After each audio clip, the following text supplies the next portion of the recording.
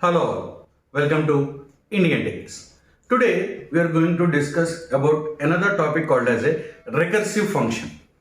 In our previous session we have discussed about nested function. Now we will be discussing about recursive function. Now what is a recursive function? A function which calls itself in its function definition is called as a recursive function. Let us see. Suppose there is a function 1. Inside this function 1 definition, again if you are able to execute the same function, so how this will be executed? This is function 1. Whenever this function is executed, it will be executing sequentially one by one, one by one, one by one. Now function 1 is executed, so again it goes to the starting of the function 1 and again it starts execution. Again function 1 is encountered, so again it will go. So this will be a type of a repetition. So a function which calls itself. Now if you write a function inside in this function, if you call the same function again, so this repetition, this recursiveness will not stop forever. It will be recursively repeated for n number of times, I mean infinite number of times. So this is a disadvantage. But to overcome this disadvantage, whenever you call one function inside its own same function definition, compulsorily this calling must be kept under some condition. Remember this point very clearly. So this calling should be done under condition, like if some condition is true, then only it should be repeated, or if this condition is false, then only it should be recursively called. So either at particular situation, that recursive calling will be terminated. You have to remember one point. This function recursive calling should be kept under some condition. This is how a recursive function works. A function calling itself in its own function definition is called as a recursive function. So what do you see the difference between nested and recursive means? In nested functions, one function calls some other function, right? But in recursive function, it calls itself.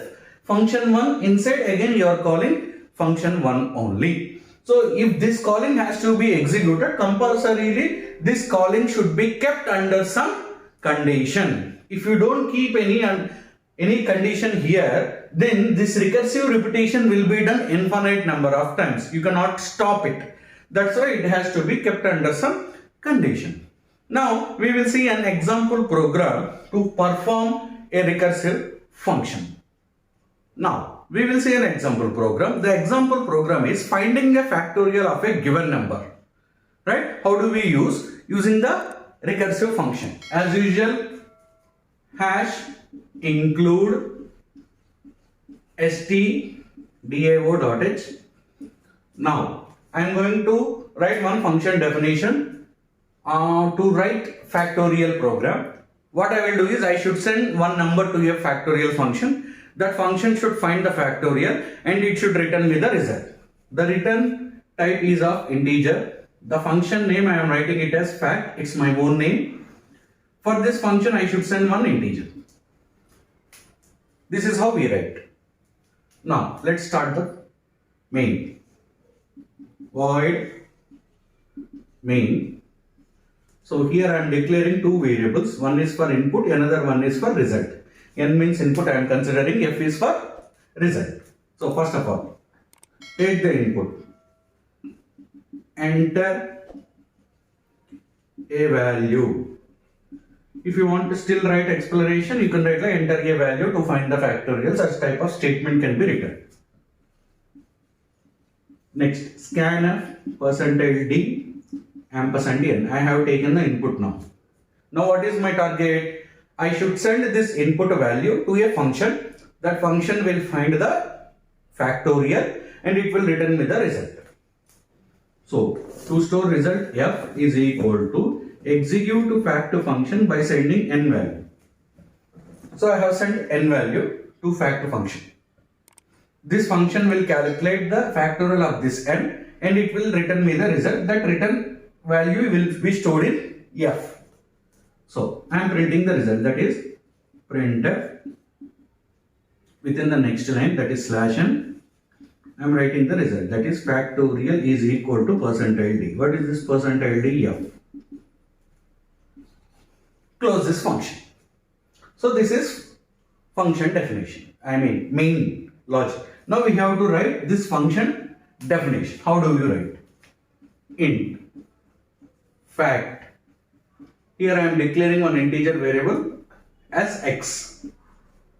Now I am sending this n value to fact function, which I have taken as an input. So this n value goes and stores in x. Now in the initial stages, what are all the possible values? You will get any value 0 or 1 or any value which is greater than 1. So whenever the value is 1, the input is 1 or input is 0, you no need to calculate. The factorial of a 0 or 1 is equal to 1.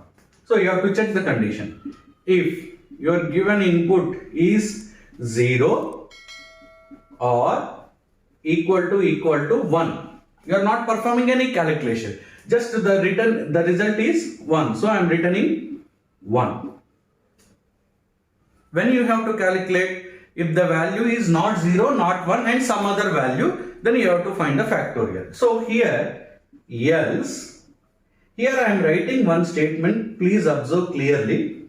Return x into execute fact function with x minus 1. Close main. This is the major logic. So inside fact function, again I am executing fact function only. This is a recursive calling.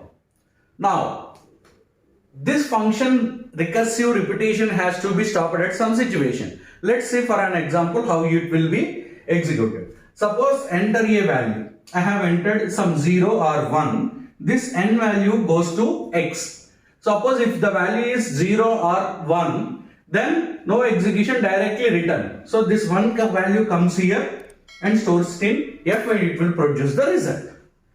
Otherwise, if I am giving some other value, let us say I am giving the input like 5, means I want to find the factorial of 5. So enter a value, I have given n value as 5. So execute fact function with 5. It goes directly here. Now x value will be 5. Now check here. 5 is equal to 0? No. 5 is equal to 1? No. So it comes to the else. In else what is there? Return x into, our value is 5, into execute again fact function with x minus 1. So what is x value? 5. Now execute again this fact function with 5 minus 1, 4. So again it goes here because you are executing. So again it goes to the starting of the function. Now x value becomes 4 because you are passing 5 minus 1, 4. Now 4 is equal to 0? No. 4 is equal to 1? No. Again it runs else. Again x into, now x value is 4. 4 into execute fact function with 4 minus 1. That is 3. Again it goes starting and now x value becomes 3. 3 equal to 0? No. 3 equal to 1? No. Again comes to else. Return x into, that is 3 into execute fact function with 3 minus 1. What is 3 minus 1? 2. Again go to the starting. Now x value becomes 2. X equal to 0? No. X equal to 1? No. Again come to else. X into, that is 2 into execute fact function with 2 minus 1. What is 2 minus 1? 1. Again it goes to the starting of the function. X value becomes 1. Now x equal to 0? No. X equal to 1? Yes. So 1 is equal to 1. Means here we are having OR operation. Either this one or this one, 1 is true, everything is true. So since the value is equal to 1, condition becomes true and return 1. So directly 1 will be returned. This total value will be calculated and goes and stores in this f. And printf factorial will be 5 factorial how much? 5 into 4 into 3 into 2 into 1, 120. This value will be printed. See here. This function calling itself is repeating n number of times here.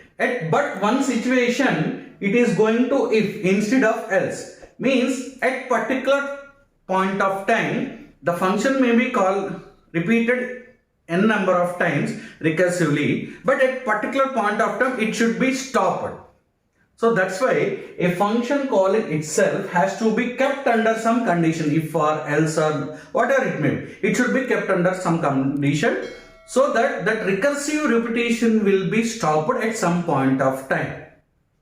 This is how you can write a program for factorial of a given number using recursive function. Hope you understood the concept. Please like, comment, subscribe and share our Indian Tech SV. Thank you.